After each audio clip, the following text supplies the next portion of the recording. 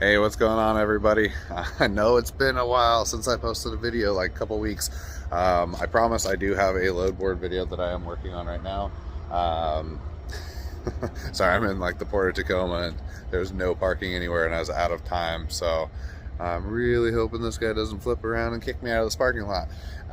It's private business, or a business, I should say. There's no parking. I am out of hours, so this is where I had to stop for the night. Should have done my homework in Google Maps to see kind of where this thing was dropping off. But anyway, today is January 18th of 2021. This video, this thing behind me for this video is the very first time I've used these Mega Ramps in about 2.5 months working for Landstar. It is 23 foot long. I'm not sure the actual height clearance. I would say probably a foot and a half, maybe.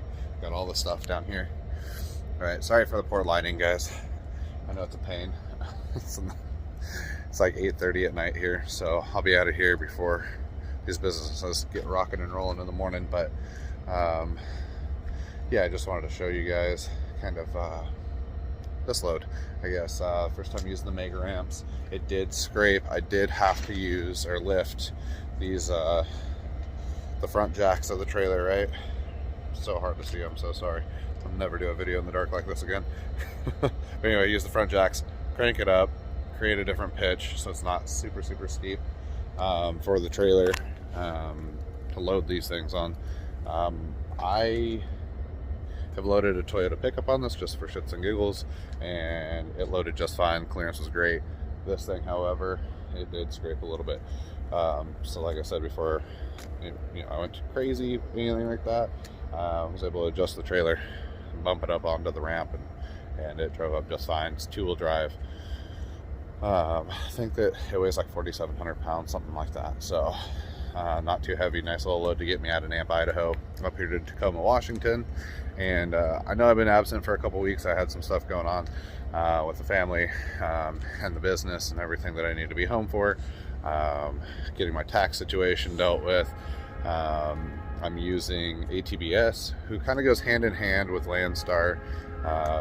They have access as long as you give them permission to deal with your weekly settlements and to kind of figure out where you need to pay for taxes, this, that, and the other. So they also offer a business consultant, which is, they quoted us like $97, right? The other service, I believe, was like $60 or $65 just for the tax side of it.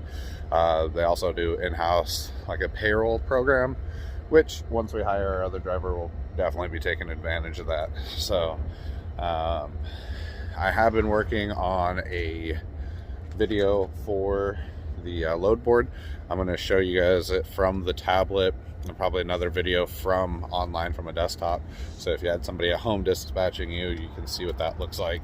I don't know how to like do the cool over the phone record type of deal, so I'm going to use my phone and record over the on top of my tablet. I'll just do it, inside the cab of the truck or something and finish it up.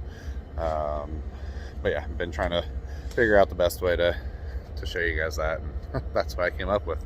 So, but other than that, truck is almost at 30,000 miles. Freaking out. It's like, oh my gosh.